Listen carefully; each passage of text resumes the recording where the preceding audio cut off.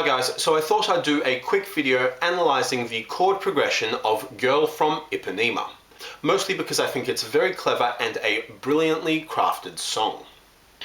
So it's quite a challenging song to analyse because its chord progression is quite ambiguous, and thus we can analyse it in a number of different ways. And I'll go through a few of those ways here.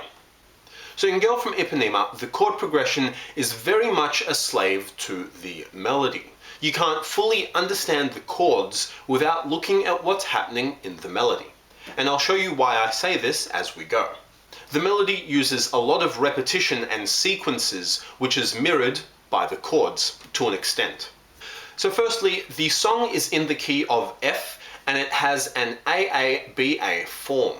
But interestingly, the A section is 8 bars long, but the B section is 16 bars long, which makes the song 40 bars long. Though do note that some versions of the song add an extra bar at the end to create a little outro. Alright, so let's begin. So section A starts off with an F major 7 chord for 2 bars, going to G7 for 2 bars, then to G minor 7 for a bar, to G flat 7 for a bar, back to F major 7 for a bar, and back to that G flat 7 as a kind of turnaround. So it sounds like this.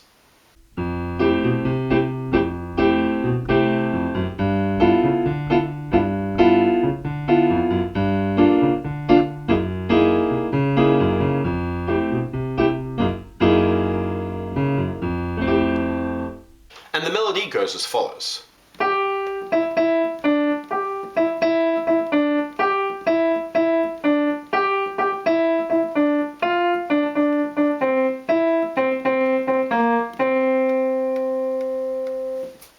Right, so section A isn't too difficult to analyse.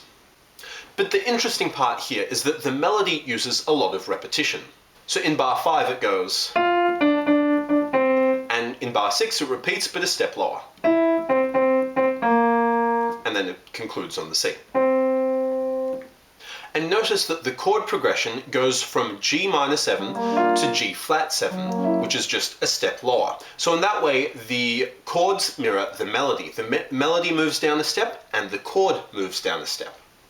So that creates a nice bit of parallel movement with both the melody and the chord progression moving down a step, which I think sounds great.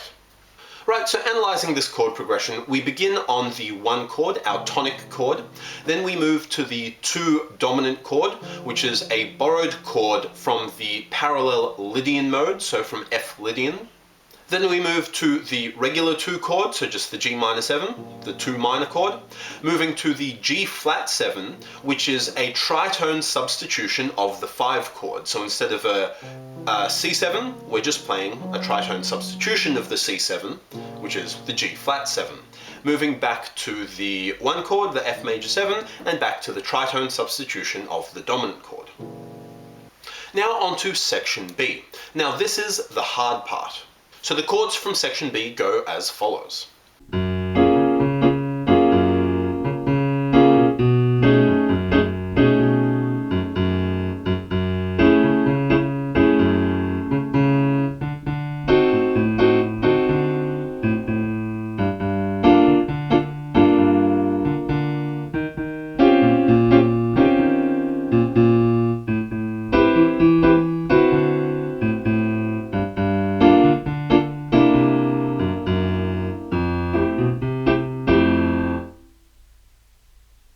And the melody goes like this.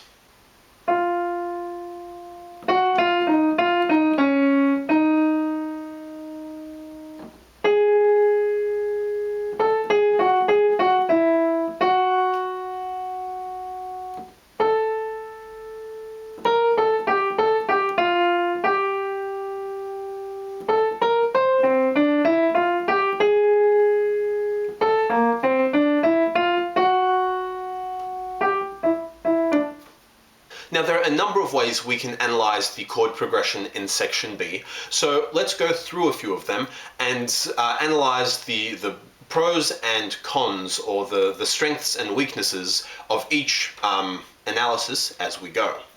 So section A was in the key of F major, section B starts on G flat major 7. So we could analyze this G flat major 7 as a flat to major 7 chord borrowed from the Phrygian mode, so F Phrygian, but it doesn't really sound like we're still in the key of F major.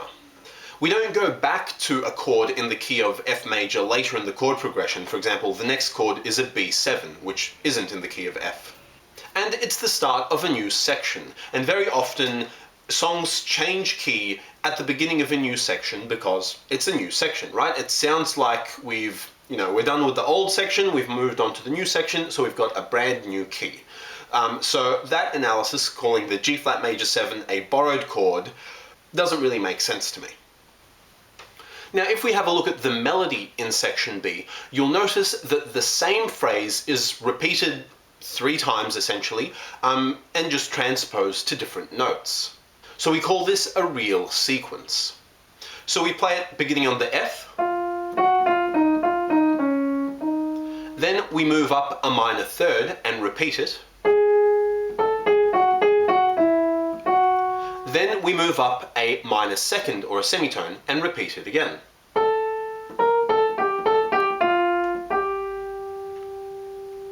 So the melody is just the same thing repeated again and again, first transposed up a minor third and then transposed up a minor second.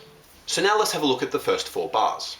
Now you'll notice it has a G flat major 7 going to a B or a C flat dominant 7. Now we can say that this is in the key of G flat, and the C flat dominant chord is just a borrowed chord from the Dorian mode.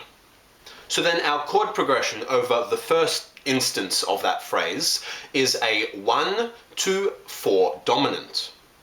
And then in the melody, that same little phrase or motif is played, but a minor third higher. So then let's take our chord progression and play that a minor third higher as well. So doing that, we would get A major 7 going to D7. Then our melody plays the exact same little phrase, but a minor second or a semitone higher. So then again, let's take our 1-4 dominant chord progression and play it a semitone higher this time, and we would get B flat major 7 going to E flat 7.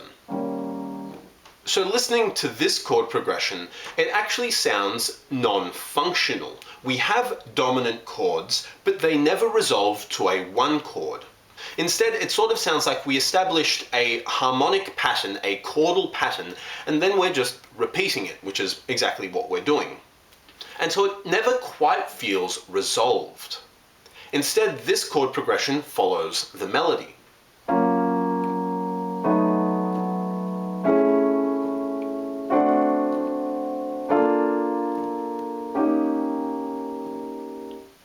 Right, those dominant chords never resolve to a 1 chord.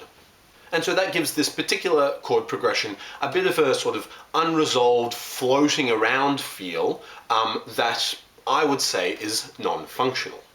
But this isn't quite the chord progression that we have in Girl from Ipanema.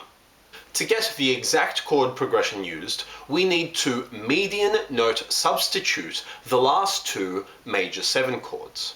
So instead of playing an A major 7 or an A major 6, we median note substitute that and move it down a third to play an F sharp minor 7,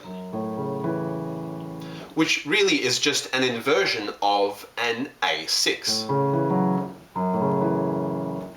Similarly with the B flat major, we median note substitute that back to play a G minor 7, which again is just an inversion of a B flat 6. And this now gives us the chord progression found in Girl from Ipanema. So you could analyze this chord progression as a series of 1 to 4 dominant chords that uses the borrowed 4 dominant chord from the Dorian mode and a series of median note substitutions of the 1 chord. And it works because the chord progression simply mirrors the melody by moving up by the same intervals at each sequence, but again using those substitutions. And in this case, you would say that this section B chord progression is non-functional. But the problem with this analysis is that by doing those median note substitutions, we now have a 5-1 movement of the D7 going to that G minor 7, which sounds functional again. Right, in non-functional modal harmony, we want to avoid 5-1 movements. In tonal harmony, or in functional harmony, the 5-1 chord progression, perfect cadence, is your bread and butter. It's really important. It's sort of your full stop at the end of every sentence. So then, is this chord progression functional or non-functional? And if it's functional, how would you analyze it functionally? So you could analyze it as follows. So we start on a G flat major 7, which is just the 1 chord in the key of G flat. Then we go to the 4 dominant chord, again borrowed from the Dorian mode. Then we go to a G flat minor 7. So I've renamed F sharp minor 7 G flat minor 7, which is enharmonically the same, so that's fine. So that's the borrowed 1 minor chord from the Aeolian mode, so we're still in the key of G flat. Then we modulate to the key of G minor. So the D7 is the 5 chord derived from the G harmonic minor scale, because we've got that F sharp, so we're borrowing from the harmonic minor. Then we're playing the 1 chord, the G minor 7, from the natural minor, so we're back to just the regular natural minor. Then the E flat 7 could be a flat 6 dominant from the Locrian mode, still in the key of G minor. Then the A minor 7 is the 2 chord borrowed from the parallel major, so G major. And the D7 flat 9 is the 5 chord borrowed from G harmonic minor again. And then we finish on the 1 chord again, the G minor 7, which actually acts as a pivot chord and is also the 2 chord in the key of F, and is part of a 2-5 going to the C7, and then back to the F major 7, which is our 1 for the final A section. So you could say that the first 6 bars are in the key of G flat major, just with a chord borrowed from the Dorian mode and a chord borrowed from the Aeolian mode. We then modulate to the key of G minor with that D7 borrowed from G harmonic minor, then back to the G natural minor, then a borrowed chord from G Locrian mode, and then a borrowed chord from G Ionian or major, then back to a D7 borrowed from G harmonic minor, finishing on the 1 chord in the natural minor again, the G minor 7, which is the pivot chord, which acts as a 2 chord in your 2-5 in the key of F to take you back to an F major 7. So now we've analyzed this progression functionally.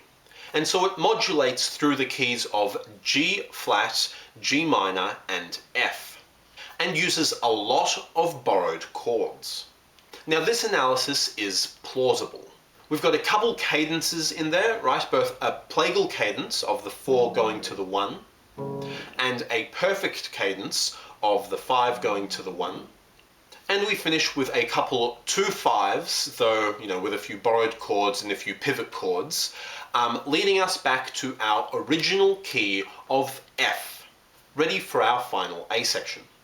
Right, so that's an okay analysis. But there is one more way of analyzing this chord progression that I think is a little bit better. So again, we start on the G flat major 7, which is the 1 chord in the key of G flat. We go to the 4 dominant chord borrowed from the Dorian mode, then the 1 minor chord borrowed from the Aeolian mode. Then we modulate to the key of F. The D7 is a secondary dominant tonicizing the 2 chord in the key of F, so it's a 5 of 2. We then go to the 2 chord, after which we go to the flat 7 dominant chord in F, which is borrowed from the Aeolian mode. So then we have a 2 to flat 7 progression, which is a backdoor progression, which is really commonly used to take us back to the tonic chord in our key, which is the key of F. But instead of taking us to the tonic chord, it takes us to the 3, which you can either look at as a bit of a deceptive cadence, or you could just think of the 3 as a median note substitute for the 1, for the F major 7. So the 3 still has a tonic function. And from that 1 substitute or 3, we then have another secondary dominant, a 5 of 2 going to the 2, and then the 5, again all in the key of F. So using this analysis, we have a 1 chord in the key of G flat going to a borrowed 4 dominant, back to a borrowed 1 minor. Then we change from the key of G down a semitone to the key of F, which is our original key. And we've got a secondary dominant taking us and tonicizing the 2. Then we use a backdoor progression to take us to the borrowed flat 7 from the Aeolian mode, taking us into a really simple 3, 6, 2, 5, but the 6 is a secondary dominant, which is again tonicizing the 2, which is also a really commonly used progression in jazz. So again, we have analyzed this progression functionally, and now it modulates through only 2 keys, the key of G flat and the key of F, which is our original key. And so it uses borrowed chords and chord substitutions and secondary dominants, but it also uses really commonly used progressions found in jazz, like that backdoor progression and a 3-6-2-5 with a secondary dominant. So I personally prefer this analysis of section B because it both minimizes the number of modulations that we make, and because while listening to it, it doesn't really sound to me as if we've completely abandoned our original tonal center of F. When I listen to the song, I can still hear that F very faintly in the background, holding through most of this chord progression, and then very clearly being in the key of F for that final A section. So once again, I prefer this analysis because it has fewer modulations than the other ones. It uses very commonly used chord progressions like that backdoor progression and a 3-6-2-5. And it just sounds like it doesn't really modulate too far away from the key when I actually listen to a performance of the song. And so this is what makes this particular chord progression so brilliant. It's incredibly ambiguous, and it can be heard and analyzed in a number of different ways. You could hear multiple key changes with multiple tonal centers, or you could hear it largely in the key of F through the whole song, but with a very brief modulation to the G flat, which is just a semitone away, so it's a nice sort of chromatic motion or a chromatic modulation. You could also hear it non-functionally with the chords simply mirroring the melody and the sequences and intervals created in the melody. Or you could hear it functionally and relatively clearly outlining each tonal center in a functional way, in a 5-1 cadence kind of way. And this ambiguity is what gives this song its beauty. The song is both complex and delicate. No matter how hard you try, you can't quite get to it. You can't quite understand it fully. It's forever just out of your reach. Every time you think you're getting just a little bit closer, it walks right by without paying you any attention. Just like the girl from Ipanema. Or every girl, really.